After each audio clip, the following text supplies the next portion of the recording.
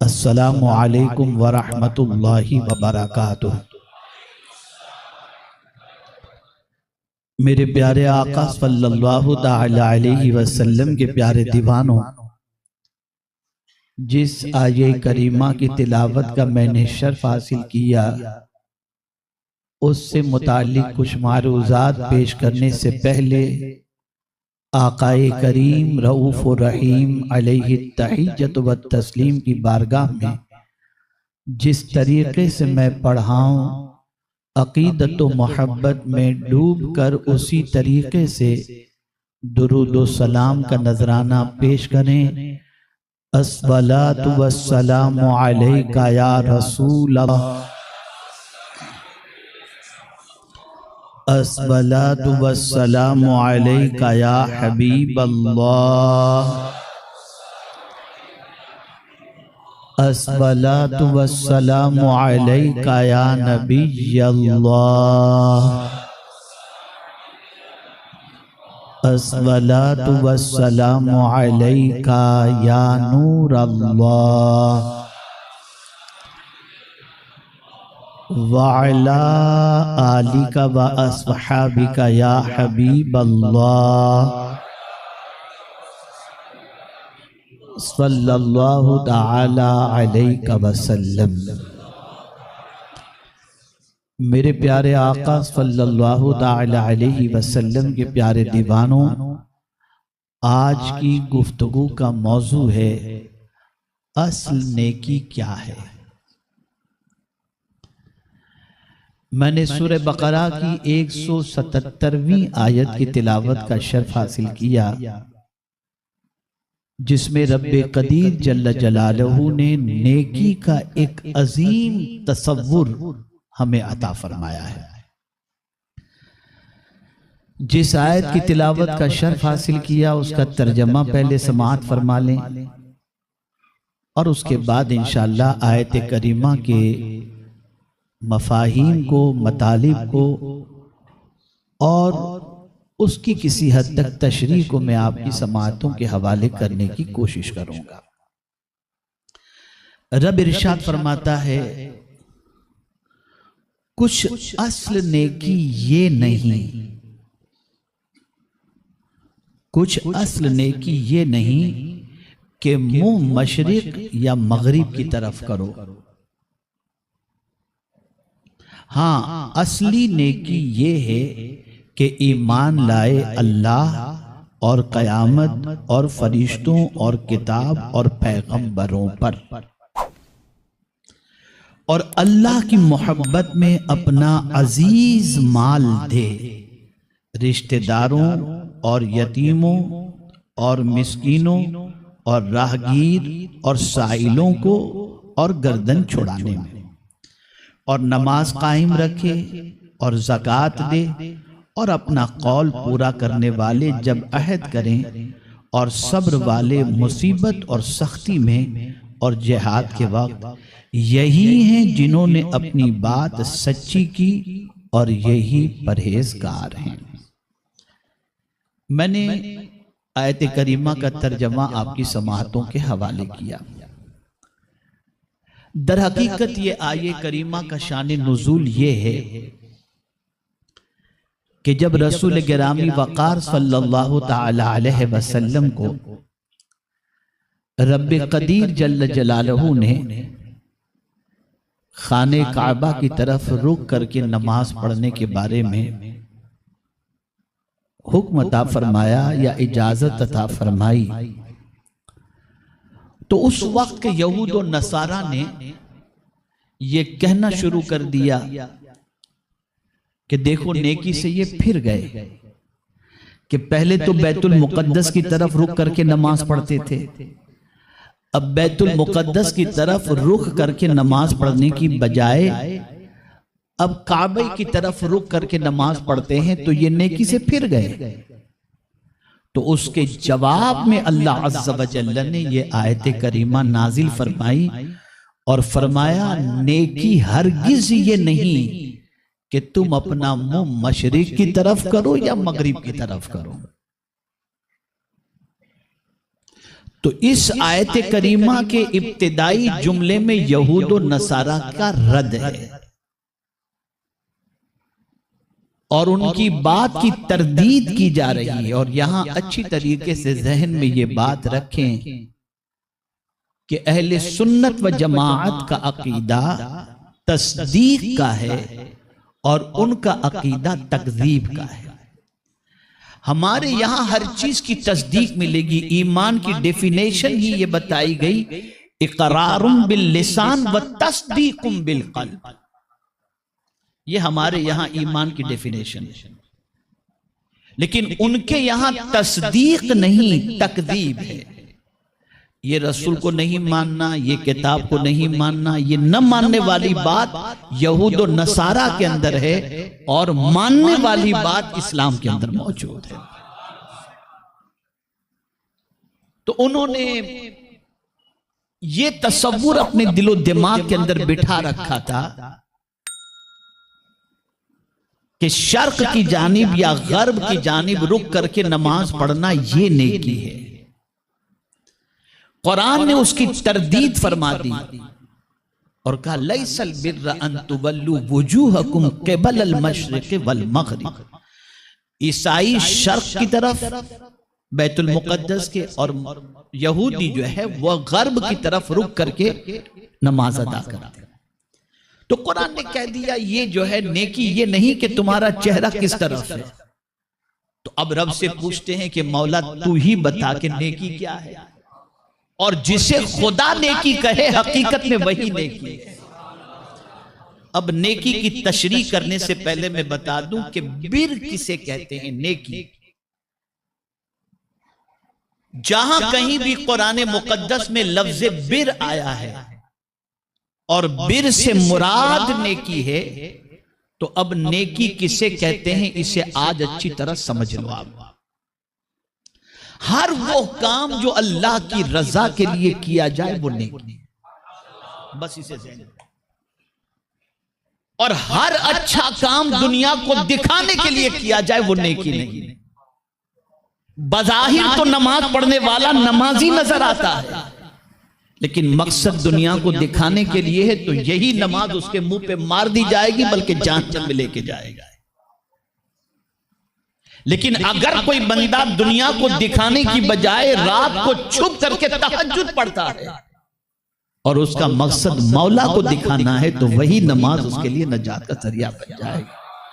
ہر وہ کام جو رب کو دکھانے رب کو راضی کرنے کے لیے ہو اسے نیکی کہتے ہیں. کوئی بھی کام.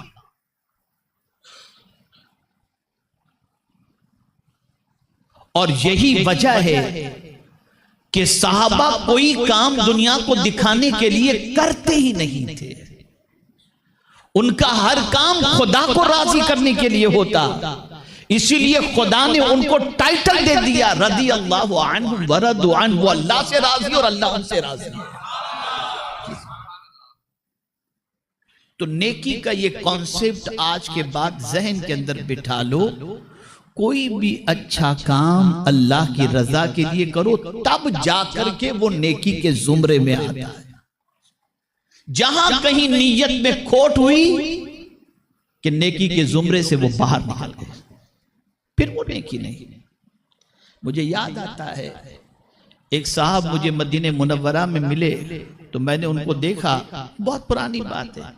وہ صحن میں نماز پڑھ رہے تھے تو میں نے کہا یار اندر مسجد میں پڑھ لیتے. بولے نہیں حضرت وہ ایسا ہے نا کہ بہت سارے میرے چاہنے والے یہاں سے گزرتے ہیں تو مجھے نماز پڑھتا دیکھ کر یہاں میرے پاس بیٹھ جائے. تو میں نے سوچا یا اللہ کیا کیا سوچ لوگوں کی بن گئی. کیسے کیسے خیالات لوگوں کے بن گئے. جب تک کہ اللہ کی رضا مطلوب نہ ہو اس وقت تک کوئی اچھا کام نیکی کے دائرے میں داخل ہوتا ہی نہیں ہے. اب رب قدیر نے نیکی کی تفصیل بیان فرمائی ہے. میں نے نیکی کی مختصر تشریح آپ کو کر دی. ہر وہ کام کسی سے آپ نے اللہ کی رضا کے لیے مسکرا کر کے ملاقات کر لی وہ نیکی کے دائرے میں آ گیا. آپ نے راستے میں کیلے کے چھلکوں کو دیکھا، اٹھا کر کے کنارے پر اس نیت سے پھینک دیا کہ لوگ دیکھ رہے ہیں، کیا سوچیں گے، اچھا سوچیں گے، برا؟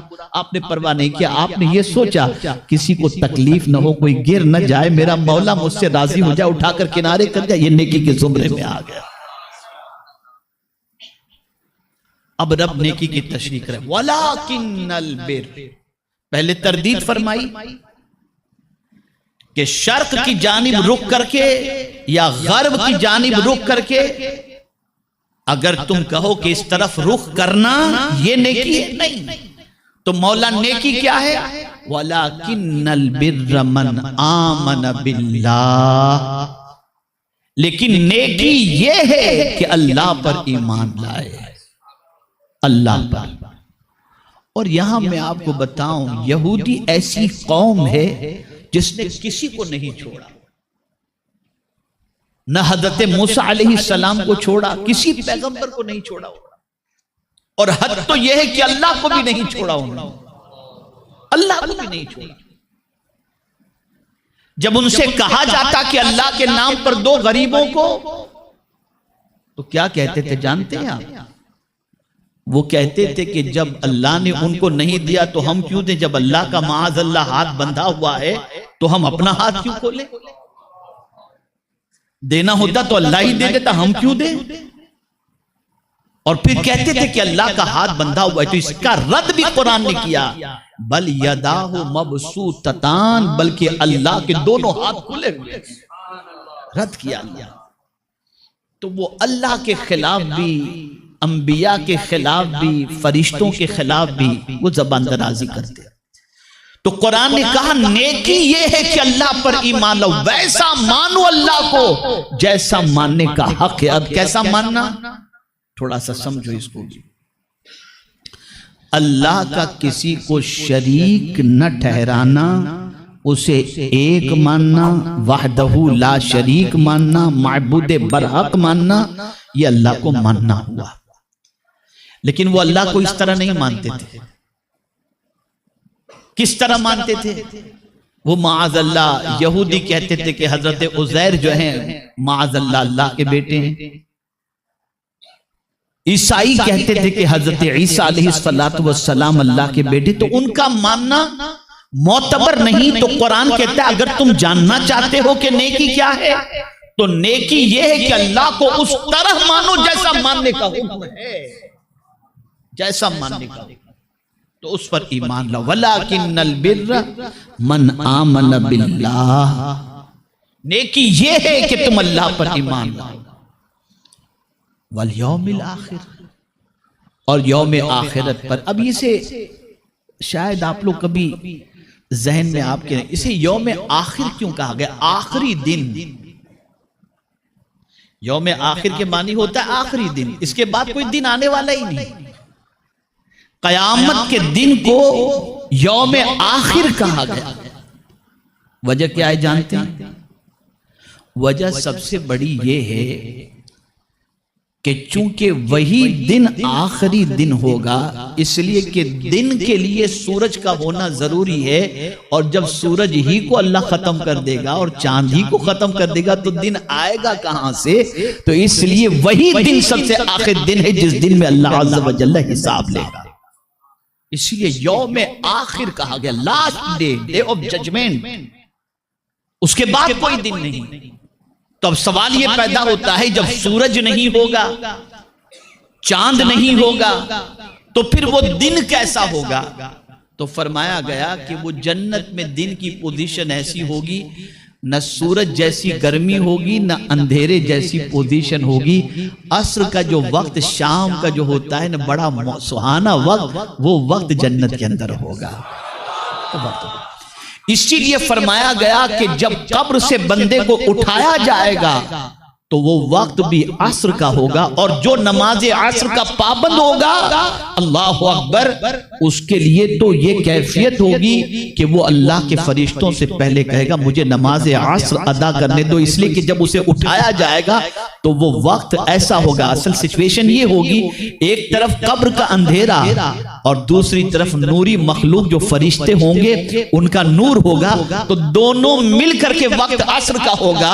تو جب فرشتے اٹھائیں گے مردے کو تو وہ عصر کا وقت محسوس کرے گا، تو جو عصر کی نماز کا پابند ہوگا وہ فرشتوں سے عرض کرے گا رک جاؤ، پہلے مجھے نماز عصر ادا کر لینے۔ اسی لیے جس نماز کی حفاظت کا سختی کے ساتھ قرآن میں حکم دیا گیا وہ نماز عصر ہے، حافظوا علی الصلوات والصلاۃ الوسطی۔ اور یہ سن لو، حدیث مبارکہ ہے، آقا کریم صلی اللہ علیہ وسلم نے ارشاد فرمایا جس نے نماز عصر قضا کر دی اس نے اپنا مال، اپنی اولاد، اپنا سب کچھ ہلاک کر دیا۔ یہ ہے عصر کی نماز۔ تو یہ چونکہ آخری دن ہوگا، حساب و کتاب کا دن ہوگا، اس کے بعد کوئی دن ہے ہی نہیں، یا جنت میں یا جہنم میں، اسی لیے لاسٹ ڈے ہے، اسی لیے اس کو یوم آخر کہا گیا، سب سے آخر میں آنے والا دن۔ تو ایمان یہ ہے کہ آخرت کے دن پر یقین رکھو کہ یہ دن آنے والا ہے۔ اب یہاں ایک سوال میں آپ سے پوچھتا ہوں، جو دن آئے گا اور ملے گا اس کا یقین تو نہیں ہے، لیکن اس کی تیاری ہم کرتے ہیں۔ ہمیں نہیں معلوم کل صبح ہم سورج دیکھیں گے کہ نہیں دیکھیں گے، لیکن تیاری ہے ہمارے پاس، کل کیا کھائیں گے، پرسوں کا ٹکٹ بک ہے، نرسوں کا ادھر جانا ہے، سب پلان پہلے سے تیار ہے۔ لیکن کوئی کانفیڈنس کے ساتھ نہیں کہہ سکتا کہ کل کے دن وہ زندہ رہے گا کہ نہیں رہے گا، اسے وہ دن نصیب ہوگا کہ نہیں ہوگا۔ جس دن کے بارے میں ڈاؤٹ ہے کہ ملے گا کہ نہیں ملے گا، اس دن کی تو تیاری کر رہے ہیں، لیکن جو دن یقینی طور پر ملنے والا ہے یعنی یوم آخرت، اس کی تیاری ہمارے پاس کچھ بھی نہیں۔ ہم ہر دنیا کے دن کا تو سوچتے ہیں، آخرت کے دن کے بارے میں کچھ نہیں سوچتے۔ اور عقل مند وہ ہے جو صرف دنیا کی فکر نہ کرے بلکہ آخرت کی بھی فکر کرے۔ وہاں ایک ایک چیز کا حساب ہوگا، وہاں ایک ایک چیز کی سزا اور جزا کا تصور موجود ہے، بلکہ قرآن کہتا ہے مَن یعمل سوءًا یجز بہ، جو برائی کرے گا اس کو اس کے مطابق بدلہ دیا جائے گا۔ فَمَن يَعْمَلْ مِثْقَالَ ذَرَّةٍ خَيْرًا يَرَهُ وَمَن يَعْمَلْ مِثْقَالَ ذَرَّةٍ شَرًّا يَرَهُ، جو ذرے کے برابر بھی نیکی لائے گا اسے وہ دکھایا جائے گا، اور جو ذرے کے برابر گناہ کرے گا وہ بھی اسے دکھایا جائے گا۔ تو یہاں کوئی نیکی بھی ضائع نہیں، وہاں کوئی جو ہے وہ گناہ کو بھی اللہ عز و جل جو ہے وہ ظاہر کرے گا، دکھائے گا، بندے کو پوچھے گا، کوشچن کرے گا دکھا کر کے۔ وہاں ایک بات یاد رکھیں، قدرت کا نظام یہ ہے کہ ڈائریکٹ تو نے یہ گناہ کیا جہنم میں چلا جا، نہیں، اس کو پہلے اس کا گناہ دکھایا جائے گا۔ دیکھ تو نے یہ گناہ کیا ہے، میرے فرشتوں نے غلط تو نہیں لکھا، یہ کیا ہے یا نہیں کیا، یہ اس کو دکھایا جائے گا، اور وہ دیکھے گا کہ اس کے سارے گناہ اس کے اندر موجود ہیں۔ مجھے یہاں پر ایک بڑی پیاری حدیث یاد آ رہی ہے، رب قدیر جل جلالہ ایک بندے کو بلائے گا، وہ بندہ بڑا کانپ رہا ہوگا، اللہ عز و جل اس بندے سے ارشاد فرمائے گا، اس بندے کے سامنے پہلے چھوٹے چھوٹے گناہ اس کے رکھے جائیں گے، وہ دیکھے گا اور گھبرائے گا۔ رب پوچھے گا میرے بندے تو نے یہ کیا تھا نا، وہ کہے گا ہاں۔ ایک ایک گناہ اس کے سامنے ظاہر ہوتے جائیں گے، اور اس کے دماغ کے اندر وہ پورے سارے مناظر جو گناہ کے سب ساری چیزیں کہ یہ تو سب بالکل محفوظ ہے، کوئی چیز ایسی نہیں، سب چیزیں ہیں۔ اور جب وہ سارے گناہ اس کو دکھا دیے جائیں گے تو وہ ڈر رہا ہوگا کہ کہیں میرے بڑے گناہ بھی اگر ظاہر ہو گئے تو پتہ نہیں کیا ہوگا، یہ چھوٹے گناہوں کا معاملہ ہے۔ تو رب فرمائے گا میں نے تیرے چھوٹے گناہ جتنے تجھے بتائے دنیا میں چھپا کے رکھے تھے کہ نہیں، کسی کے سامنے ظاہر کیا تیرے گناہ کو؟ وہ کہے گا نہیں۔ کہا جا آج میں نے دنیا میں چھپایا تھا نا، آج یہاں بھی چھپاتا ہوں، تیرے ان گناہوں کو معاف کر دیتا ہوں۔ تو وہ بندہ سن کر کے فوراً کہے گا مولا میرے کچھ بڑے گناہ بھی باقی رہ گئے، میرے کچھ بڑے گناہ بھی باقی رہ گئے. سرکار صلی اللہ علیہ وسلم اس ارشاد کو فرما کر اتنا مسکرائے کہ رب قدیر جل جلالہ کے حوالے سے حضور فرماتے ہیں کہ جب یہ بندہ اللہ کی بارگاہ میں بڑے گناہ کی بات کرے گا تو مولا بھی اپنی شان کے مطابق ضحک فرمائے گا، مسکرائے گا. اور پروردگار جل جلالہ اس بندے پر کرم. کہنے کا مقصد یہ ہے کوئی گناہ چھپا ہوا نہیں، کوئی نیکی اللہ سے چھپی بھی نہیں. یوم تجد کل نفس ما عملت من خیر محضرا، قیامت کے دن تم پاؤ گے جو کچھ بھی تم نے عمل خیر کیا ہے وہ سب کچھ تمہارے سامنے حاضر ہوگا، سب تمہارے سامنے حاضر ہوگا. تو جن کے دل و دماغ میں یوم آخرت کا تصور ہوتا ہے، جزا اور سزا کا تصور ہوتا ہے، اللہ کی بارگاہ میں پیشی کا تصور ہوتا ہے، وہ یہ سوچتے ہیں کہ نیکی قیامت میں کام آئے گی، گناہ ہمیں عذاب میں گرفتار کر دیں گے. تو وہ یوم آخرت پر ایمان لانے والا بندہ نیکیاں کرتا ہے. تو قرآن کہتا ہے نیکی یہ ہے اللہ پر ایمان لاؤ، یوم آخرت پر ایمان لاؤ. اور پھر اس کے بعد کیا فرمایا؟ وَلَكِنَّ الْبِرَّ مَنْ آمَنَ بِاللَّهِ وَالْيَوْمِ الْآخِرِ وَالْمَلَائِكَةِ، اور فرشتوں پر ایمان لاؤ. بڑی عجیب اور ظالم قوم کا نام یہودی ہے، بڑی عجیب قوم ہے. یہودیوں کا حال یہ ہے کہ وہ فرشتوں کو معاذ اللہ اللہ کی بیٹیاں کہتے ہیں، اور اس میں بھی حضرت میکائیل علیہ السلام کو تو اچھی طرح مانتے لیکن حضرت جبریل امین علیہ السلام کو نہیں. اس لیے کہ وہ کہتے تھے میکائیل تو پانی برساتا ہے، ہماری کھیتی بہت آباد ہوتی ہے، بڑا اچھا فرشتہ ہے. لیکن جبریل تو وہی لے کر کے آتا ہے اور ہمارے خلاف جو کچھ اللہ فرماتا ہے لوگوں کو بتا دیتا ہے حضور کے ذریعے. تو یہ پوزیشن تو قرآن کہتا ہے نہیں. توجہ چاہوں گا، مانو تو ویسا مانو جیسا اللہ ماننے کا حکم دے رہا ہے، اور ایک فرشتے کو نہیں، اس کے سارے فرشتوں پر ایمان لے کر کے آؤ، سارے فرشتوں کو مانو.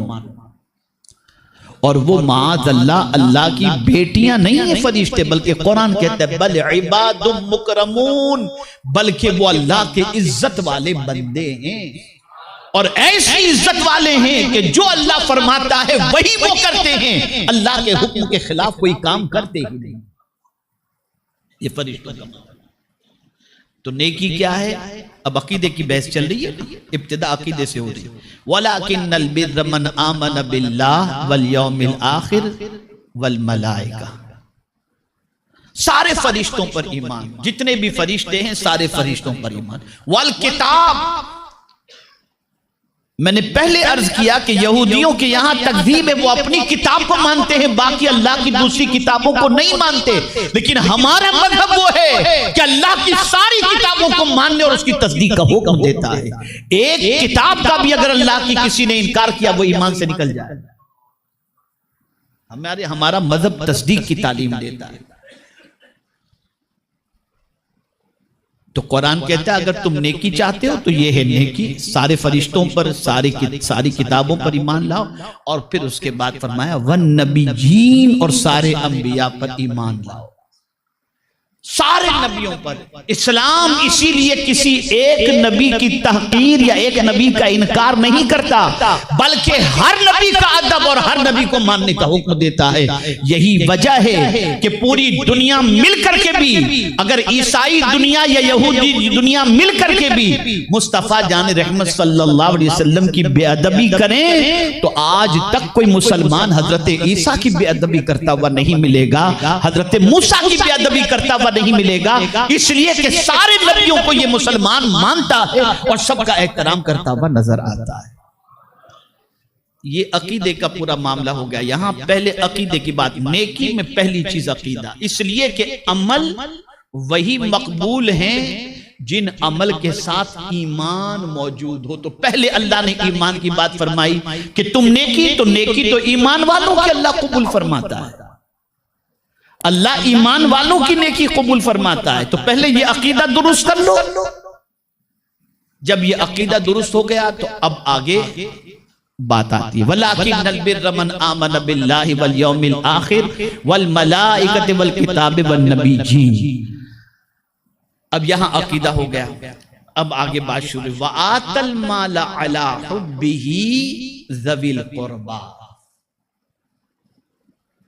نفل عبادت کی بات آ رہی ہے، فرض کی بات نہیں ہے۔ اور مال دو، اپنا پسندیدہ مال دو، اللہ کی محبت میں کن کو دو؟ ذوی القربا، اپنے رشتہ داروں کو۔ یہ دینا زکوٰۃ والی بات نہیں ہے، یہ زکوٰۃ والی بات نہیں، یہ نفل ہے، یہ نفل خیرات کی بات ہے۔ اگر تمہارے رشتہ دار کے اندر کوئی ایسے ہیں جو مستحق ہیں، پریشان حال ہیں، تو زکوٰۃ تو مستحق کو دیا ہی جانا چاہیے، لیکن تم اپنے نفل مال میں سے بھی اسے دو۔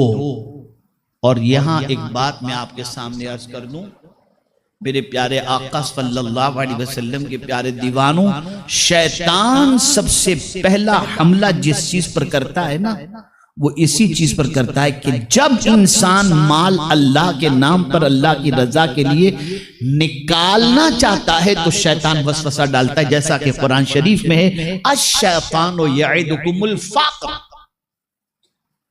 شیطان جو ہے وہ تنگ دستی کا جو ہے اندیشہ دلاتا ہے، ارے مال دو گے تو کم ہو جائے گا۔ اور خدا کی قسم اگر دنیا کا سروے کیا جائے تو میکزیمم مسلمان اللہ کے نام پر دینے کے سلسلے میں یہی سوچتے ہیں کہ مال کم ہو جائے گا۔ وہ شیطان کے ہتھ کنڈے کے شکار ہیں میکزیمم مسلمان۔ اور اگر آپ کو سمجھ میں نہیں آتا تو میں دلیل کے طور پر بتاؤں، جہاں دھندہ تھوڑا سا مندہ ہوا، مسجد میں 500 دیتے تھے نا، 200 کر دو یار، دھندہ بہت ٹھنڈا چل رہا ہے، لیکن ریچارج برابر ہو رہا ہے، ایئر کنڈیشن برابر چل رہا ہے، بل برابر جا رہا ہے، سب برابر۔ کٹوتی کرتا ہے تو پہلے اللہ کے نام پر، یہ شیطان کرواتا ہے، یہ شیطانی وسوسہ ہے۔ میں ابھی پرسوں ہی مدینہ منورہ سے الحمدللہ حاضر ہوا، تو میں سفر کے اندر مدینہ منورہ کے ایک اسکالر کو سن رہا تھا، دنیاوی تعلیم یافتہ ہے لیکن دینی تھوڑی سی سوجھ بوجھ اس کے اندر ہے۔ تو ایک ٹاپک پر اس نے بہت اچھا لیکچر دیا تھا، میں سن رہا تھا۔ اسی ٹاپک پر گفتگو کرتے کرتے اس نے بڑی پیاری بات بتائی۔ اس نے کہا کہ لوگ سکون چاہتے ہیں اور سمجھتے ہیں سکون لینے میں ہے، سکون لینے میں نہیں، سکون دینے میں ہے۔ اور پھر بڑی پیاری بات بتائی، آپ سنیں گے تو ایمان تازہ ہوگا۔ اس نے کہا یہ بتائیے کہ آپ اگر کسی کے گھر ایک پیالہ سالن کا یا کسی میٹھی چیز کا، کوئی بھی چیز کا بھر کر کے کسی رشتہ دار کے گھر پر بھیجیں تو غیرت مند جو ہوگا، جس کے گھر آپ نے بھیجا ہے، وہ آپ کا خالی برتن نہیں بھیجے گا، وہ بھی جب بھیجے گا تو کچھ اس میں ڈال کر کے ہی بھیجے گا۔ تو کیسی لوگوں کی سوچ ہے کہ انسان کی غیرت کا تو خیال کرتے ہیں، قدرت کے بارے میں نہیں سوچتے کہ جب ایک انسان اتنا غیرت مند ہے کہ تم اسے کچھ بھیجو تو وہ خالی برتن نہیں لوٹا تھا، تو تم مولا کے نام پر دو تو مولا تمہیں خالی ہاتھ کیسے لوٹائے گا؟ اس پر تو زیادہ یقین ہونا چاہیے۔ یہیں آ کے گاڑی اٹکتی، یہیں آ کر اٹکتی۔ جہاں اللہ کے نام پر دینے کی بات آئے گی شیطان فوراً وسوسے پیدا کرے گا، نہیں کم ہو جائے گا۔ یہ کم کی بات قرآن شریف میں آئی، الشیطان یعدکم الفقر، یہ فوراً یہ بات آئی۔ تو عرض کرنے کا منشا یہ ہے، کبھی بھی یہ چیز ذہن میں نہ آنے پائے کہ اللہ کی رضا کے لیے کچھ دینے سے مال کم ہوتا ہے۔ یاد رکھیں اللہ کے نام پر دیں گے، من جاء بالحسنۃ فلہ عشر امثالھا، جو اللہ کے نام پر ایک نیکی لائے، ایک اچھائی کرے، ایک اچھا کام کرے، اللہ اس کے عوض کے اندر اسے 10 نیکیاں عطا فرماتا ہے، یہ اس کا وعدہ ہے۔ اب کہاں سے مال دینا شروع کرنا چاہیے، اسٹارٹ کہاں سے کریں؟ تو فرمایا ذوی القربا، سب سے پہلے اپنے رشتہ داروں میں دیکھو۔ رشتہ داروں میں تلاش کرو اور رشتہ داروں کے اندر مال دو. کون سا مال جو تمہیں بہت پسند ہے؟ کس کے لیے دو؟ اللہ کی محبت میں دو، اللہ کی رضا کے لیے دو، رشتہ داروں میں دو. وَآتَ الْمَالَ عَلَىٰ حُبِّهِ ذَوِي الْقُرْبَىٰ وَالْيَتَامَىٰ. اس کے بعد یتیموں کا ذکر فرمایا.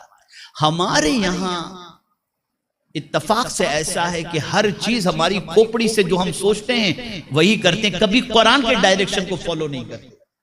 آج یتیم کے گھر کو بنانے کے لیے، یتیم کی مدد کرنے کے لیے تو آدمی تیار ہو جاتا ہے، رشتہ دار کے لیے تیار نہیں ہوتا، جبکہ قرآن نے یتیموں سے پہلے رشتہ دار کی بات رکھی. وجہ کیا ہے؟ یتیم کو دو گے 1 گنا ملے گا، اور رشتہ دار کو دو گے تو رشتہ داری کا بھی صلہ ملے گا اور دینے کا بھی صلہ ملے گا. دونوں بات بتائیں. اور سنو، حضور صلی اللہ علیہ وسلم نے ارشاد فرمایا کہ جو شخص یہ چاہتا ہو کہ اللہ اس کی عمر میں اور مال میں برکت عطا فرمائے، اسے چاہیے کہ وہ اپنے رشتہ داروں کے ساتھ اچھا سلوک کرے، صلہ رحمی کرے، مال میں بھی برکت اور عمر میں بھی برکت. وَآتَ الْمَالَ عَلَىٰ حُبِّهِ ذَوِي الْقُرْبَىٰ. اس کے بعد فرمایا یتامہ، یتیموں کو دو. یتیم کا مقام آپ جانتے ہیں؟ آقا کریم صلی اللہ علیہ وسلم نے فرمایا کسی کی انگلی حضور کی انگلی جیسی نہیں ہو سکتی. یہ صرف سمجھانے کے لیے میں آپ کے سامنے عرض کرتا ہوں. آقا کریم صلی اللہ علیہ وسلم نے فرمایا انا وکافل الیتیم کہاتین. میں اور یتیم کی پرورش کرنے والا دونوں اس طرح سے ہیں. یعنی قیامت کے دن یتیم کی پرورش کرنے والا جیسے 2 انگلیاں ایک دوسرے کے قریب ہیں نا، ویسے یتیم کی پرورش کرنے والا کل میرے قریب ہے. لیکن اس کے باوجود بھی یتیم سے پہلے اللہ نے قرابت داروں کا ذکر فرمایا. اتنا مقام ہے قرابت داروں کا. اس کے بعد فرمایا والیتاما والمساکین، اور مسکینوں کی مدد کرو، اپنا مال ان کو دو. وآت المال علی حبہ ذوی القربى والیتاما والمساکین والسائلین، اور مانگنے والوں کو دو. یہاں یاد رکھیں، یہاں مانگنے والوں کو دینے کا تو حکم ہے. جو مانگے اللہ کے نام پر دو. اس میں کچھ صحیح مانگنے والے ہوتے ہیں، کچھ غلط مانگنے والے ہوتے ہیں، اور کچھ ایسے ہوتے ہیں جو مانگنے والے نہیں ہوتے لیکن ضرورت مند ہوتے ہیں. مانگنے والے نہیں ہوتے مگر ضرورت مند ہوتے ہیں. جیسا کہ اصحاب صفہ کے حوالے سے لوگوں کا یہ گمان تھا کہ ان کے پاس کوئی کمی نہیں ہوگی، لیکن حقیقت یہ تھی کہ ان کی غیرت ایمانی تھی کہ وہ کبھی سوال نہیں کرتے تھے. آج بھی جہاں صفہ کا چبوترا جو موجود ہے، جہاں پر اصحاب صفہ بیٹھے ہوتے، وہاں پر آپ اگر بارڈر پر دیکھیں گے تو کھجور کی ڈیزائن بنی ہوئی ہے. یہ مسجد نبوی شریف میں اسی ایک جگہ پر یہ کھجور کی ڈیزائن بنی ہوئی ہے. وجہ یہ ہے کہ اصحاب صفہ کے لیے لوگ کھجوریں لا کر کے وہاں لٹکا دیتے تھے، اور اصحاب صفہ ان کھجوروں کو توڑ کر کھاتے تھے، پانی پیتے تھے اور صبر کرتے تھے، لیکن کبھی کسی سے مانگتے نہیں تھے. ہمیں حکم ہے کہ ہم تلاش کریں کون ضرورت مند ہے. مانگنے والوں کو بھی دو اور ضرورت مندوں کو بھی جا کر کے دو. بہت سارے ایسے ضرورت مند ہوتے ہیں جو مانگتے نہیں، ان کی غیرت ایمانی ان کو سوال سے روکتی ہے. لیکن ہماری ذمہ داری، حضرت امام زین العابدین رضی اللہ المولا تبارک و تعالی عنہ کا جب وصال ہوا تو آپ کو جب غسل دیا گیا تو آپ کی پیٹھ پر گونی کے نشانات تھے. تو لوگ حیرت میں پڑ گئے کہ آپ کی پشت پر گونی کے نشان کیسے؟ تو 15 دن وصال کو ہوئے تھے. تب لوگوں نے آ کر کے کہنا شروع کیا کہ پتہ نہیں کون تھا جو رات کو آ کر کے ہمارے گھر کے دروازے پر ہماری ضرورت کا سامان رکھ کر کے جاتا تھا، لیکن کچھ دن ہوئے کہ ہماری ضرورت کا سامان ہمارے گھر تک نہیں پہنچتا. بعد میں پتہ چلا کہ حضرت امام زین العابدین رضی اللہ تعالیٰ عنہ ضرورت مندوں کے گھر کو آئیڈنٹیفائی کیے ہوئے تھے. رات کو جب دنیا سو جاتی تھی تو وہ اپنی پیٹھ پر ان کے لیے آٹا گونی وغیرہ لے کر کے جاتے تھے اور ان کے گھر کے دروازے پر رکھ کر جاتے. کچھ مانگنے والے ہوتے ہیں، کچھ نہیں ہوتے. تو سائلین کو بھی دو. والرقاب، اور جو قرض کے بوجھ تلے دبے ہوئے ہیں، غلامی کی زنجیر میں جکڑے ہوئے ہیں، انہیں بھی دو. یہ بھی نیکی ہے. اب یہاں تک فرمانے کے بعد آگے کیا فرمایا؟ اب فرض کی بات آ رہی. میں نے کہا نا یہ نفل ہے ساری چیزیں. وَأَقَامَ الصَّلَاةَ وَآتَ الزَّكَاةَ، زکات کا ذکر اب بعد میں آ رہا ہے، پہلے یہ نفل سب صدقات ہیں. وَأَقَامَ الصَّلَاةَ اور نماز قائم، وَآتَ الزَّكَاةَ اور زکات. نماز پڑھنا الگ ہے، قائم کرنا الگ ہے. قائم کرنا اس کو کہتے ہیں کہ ساری شرطوں کے ساتھ نماز اچھی طرح سے ادا کی جائے، واجب کا بھی لحاظ رکھا جائے، فرائض کا بھی، شرائط کا بھی، اور اس طرح سے نماز ادا کرنا. یہ نماز قائم کرنا ہے، پڑھنا نہیں ہے، قائم کرنا ہے. اور جو نماز قائم کرتا ہے اس کی وہ نماز اسے بے حیائی اور بری باتوں سے روک لیتی ہے. اب فرض کا حکم ہے نا، وَآتَ الزَّكَاةَ. تو پتہ چلا پہلے جو حکم تھا کہ اپنا پسندیدہ مال اپنے قرابت داروں کو دو، وہ نفل حکم تھا. اور اب یہاں آ رہا ہے زکات کا حکم، وَآتَ الزَّكَاةَ. اب اس کے بعد معاملاتی زندگی، وَالْمُوفُونَ بِعَهْدِهِمْ إِذَا عَاهَدُوا، اور جب وعدہ کرو تو وعدہ پورا کرو. اور اس میں تو کیا کہنا مسلمان کا، سبحان اللہ. مسلمان اور وعدہ کر کے پورا نہ کرے، ایسا ہو ہی نہیں سکتا. آج تو ایسے وعدے کی وفا کرنے والے تلاش کرو تو میں سمجھتا ہوں کہ شاید ہی کہیں مل جائیں. مسلمان کی شان یہ ہے کہ جب وہ وعدہ کرے تو اس وعدے کو وہ پورا کر کے بتائے. یہ مسلمان کی شان ہے. اور پھر فرمایا وَالصَّابِرِينَ فِي الْبَأْسَاءِ وَالضَّرَّاءِ، اور تکلیف اور مصیبت کے موقع پر صبر کرتا ہے، اور جہاد کی پریشانی کے موقع پہ صبر کرتا ہے. اب جب اتنی ساری چیزیں آ گئیں اور یہ سب ہو گیا تو اب قرآن کہتا ہے اولئک الذین صدقوا، یہی سچے لوگ ہیں، واولئک هم المتقون، اور یہی پرہیزگار. اب نیکی آپ نے کسی حد تک آج سمجھ لی ہوگی کہ اصل نیکی ہے کیا. اب آپ سمجھ گئے ہوں گے. اب یہاں تھوڑا سا اور ایک نیکی کا تصور ہر ایک کے اندر موجود ہے. شرابی ہوگا اس کے پاس بھی نیکی کا تصور ہے، سود کا کاروبار کرتا ہے اس کے پاس بھی نیکی کا تصور ہے. یہاں تک کہ اللہ معاف فرمائے کوٹھے پر جو طوائف رہتی ہے اس کے یہاں بھی نیکی کا کچھ نہ کچھ تصور اور جذبہ موجود ہے. کوئی برا ایسا نہیں جس کے یہاں نیکی کا جذبہ نہ ہو. ہر ایک میں نیکی کا جذبہ ہے. اسی لیے آپ دیکھیں کہ کسی ڈرگز کے کام کرنے والے کو آپ کہیں گے کہ یار یہ حرام ہے، ارے مولانا آپ کیا جانو، میں 25 بیواؤں کو پالتا ہوں، اگر اتنا نہیں کماؤں گا تو پالوں گا کیسے. تو وہ نیکی سمجھ کر کی کر رہا ہے، وہ نیکی سمجھ کے کر رہا ہے. تو اس کے نزدیک بھی نیکی کا ایک تصور ہے. طوائف اپنے دامن پر گناہوں کے دھبے لگاتی ہے، لیکن آپ دیکھیں گے کہ بہت سارے موقع پر وہ جو ہے کہیں عرس میں جا رہی ہے، کہیں کچھ اور اچھے کام کر رہی ہے، کہیں اور کچھ اچھے کام کر رہی ہے، تو اس کے اندر بھی نیکی کرنے کا جذبہ موجود ہے. لیکن یہ بات ہمیشہ کے لیے ذہن کے اندر رکھنی چاہیے کہ وہ نیکی کا تصور جو ہمارے دل و دماغ کے اندر ہے وہ نیکی کا تصور صحیح نہیں ہے. نیکی کا تصور وہی صحیح ہے جو اللہ عز و جل نے اپنی کتاب میں عطا فرمایا ہے.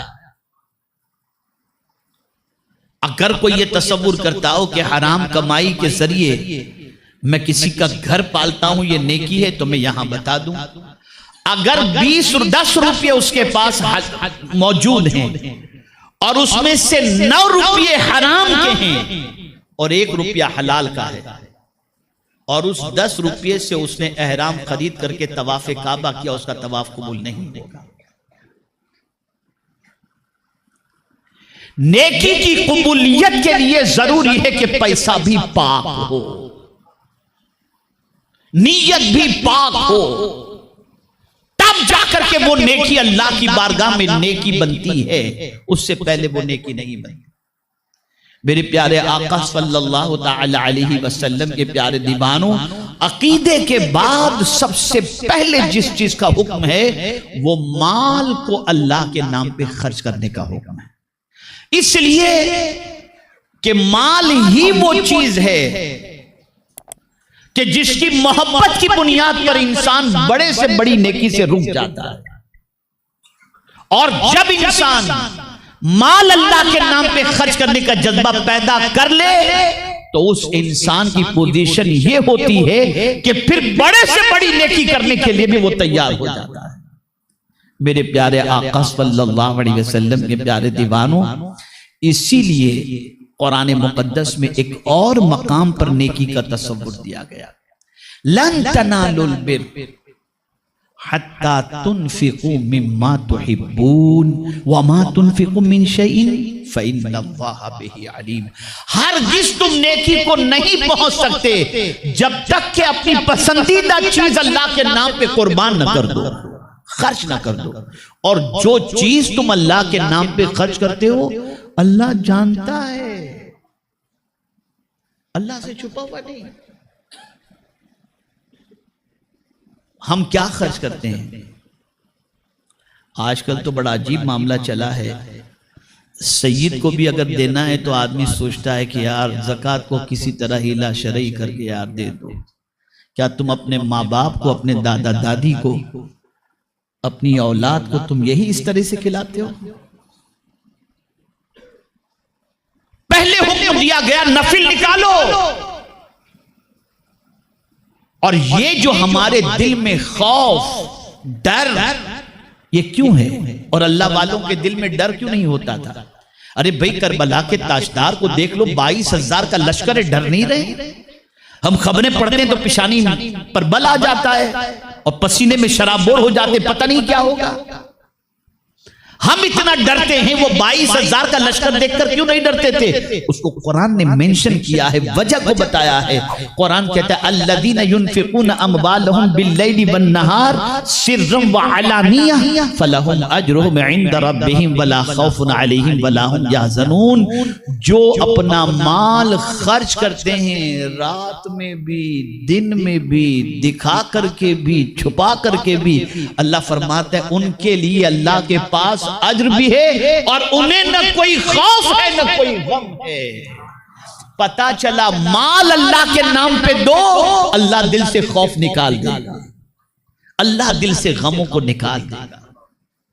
میرے پیارے آقا صلی اللہ تعالی علیہ وسلم کے پیارے دیوانوں، تو مجھے آج یہ بتانا تھا کہ نیکی اصل میں ہے کیا۔ ان شارٹ یہ سمجھ لو، ہر جائز کام اللہ کی رضا کے لیے کیا جائے وہ نیکی، اور ہر جائز کام دنیا کو دکھانے کے لیے کیا جائے وہ نیکی کے زمرے میں شامل نہیں ہو سکتا۔ اللہ کی رضا لازم ہے، اللہ کی رضا مطلوب ہے، اس کے بغیر نیکی کا کوئی تصور نہیں کیا جا سکتا۔ اور نیکی صرف یہی نہیں ہے کہ چہرہ قبلے کی طرف کر لیا جائے یا دوسری طرف، نیکی دراصل اللہ پر ایمان لانا، اور ایمانیات کی جتنی فہرست ہے وہ میں نے آپ کے سامنے بتا دی، اور ذوی القربہ، یتامہ، مساکین کو اپنا محبوب مال دینا، اللہ کے نام پر مال کو خرچ کرنا، قرض کے بوجھ تلے دبے ہوئے کو قرض سے نجات دلانا، اور نماز قائم کرنا، اور زکوٰۃ دینا، اور مانگنے والوں کو بھی دینا اور نہ مانگنے والوں کو بھی دینا۔ در حقیقت یہی سچے لوگ ہیں جو اللہ عز و جل کے بتائے ہوئے قرآنی اس تصور کے مصداق ہیں۔ اب نیکی کا فائدہ کیا ہوتا ہے؟ اب جو چیز عرض کر رہا ہوں یہ خلاصہ ہے، یہ خلاصہ ہے۔ آج ہر آدمی کہتا ہے یار میں ٹینشن میں ہوں، اسٹریس میں ہوں۔ میں آپ کو بتاؤں، اسٹریس اور ٹینشن سے نکلنے کا علاج نیکی کرنا ہے۔ اس کو دو جملے میں سمجھا دوں، گناہ انسان کو کمزور کرتا ہے اور نیکی انسان کو طاقتور بنا دیتا ہے۔ آپ جب بھی گناہ کریں گے گلٹی فیل ہوگی، جب بھی گناہ کریں گے آپ کا دل بیٹھتا چلا جائے گا۔ میرے پاس آج ایک پیشنٹ آیا تھا جمعہ کی نماز کے بعد، گھبراہٹ کی بات کی، میں نے ان سے کہا کہ بیٹے گناہ دعا کریں حضرت اللہ مجھے گناہ سے بچا لے۔ گناہ انسان کو بزدل بنا دیتا ہے، گناہ انسان کو کمزور کر دیتا ہے، اور نیکی انسان کو پاورفل بناتی ہے۔ نیکی میں اتنی قوت ہے کہ نیکی کرنے والے بندے کو اللہ اتنی طاقت عطا کر دیتا ہے کہ اللہ اکبر. اولیاء کی شان کے بارے میں خود رسول اعظم صلی اللہ تعالی علیہ وسلم فرماتے ہیں اتقوا بفراست المؤمن فإنه ينظر بنور اللہ تعالی. مومن کی فراست سے ڈرو کہ وہ اللہ کے نور سے دیکھتا ہے. یہ نیکی کرنے والے صرف یہی نہیں دیکھتے کہ سامنے والا بندہ کیوں آیا ہے، بلکہ اس کی نیت کو بھی بھانپ لیتے ہیں کہ آنے والے کا مقصد کیا ہے. یہ ان کی نظر ہوتی ہے نیکی کی وجہ سے. میرے پیارے آقا صلی اللہ علیہ وسلم کے پیارے دیوانوں، تو خوب نیکی کی طرف قدم بڑھاؤ. ابھی یہ گفتگو بہت مختصر اور صرف میں نے آیت کی تشریح مختصر کر دی، ورنہ نیکی پر اگر گفتگو کی جائے کہ نیکی پر ابھارنے والی چیزیں کون سی ہیں، کن نیکیوں کا کون سا صلہ ہے، نیکیوں کے اسباب کیا ہیں، کون سی بڑی نیکی ہے، کون سی چھوٹی نیکی ہے، یہ سب پوری تفصیلات ہیں جس کو سمجھنے کے لیے میں سمجھتا ہوں کہ کم سے کم 6-8 تقریریں صرف نیکی پر ہوں، تب جا کر میں آپ کو کچھ سمجھا سکتا ہوں. آج میں نے مختصراً آپ کو سمجھا دیا. بس آپ کو یہ کرنا ہے کہ جہاں کہیں بھی اللہ عز و جل اور اس کے رسول صلی اللہ تعالی علیہ وسلم کے مشن کے حوالے سے اور دین کے حوالے سے قرآن مقدس کے فرمان پر عمل کرتے ہوئے کہ تعاونوا علی البر والتقوی، نیکی اور پرہیزگاری میں ایک دوسرے کی مدد کرو. جہاں نیکی دیکھو وہاں سپورٹ کرو.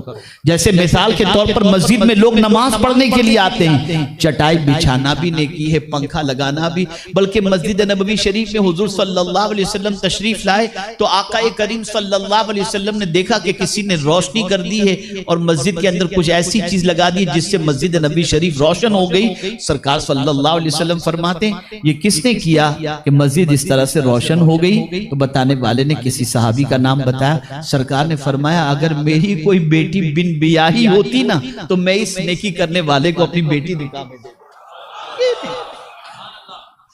یہ ہے نیکی.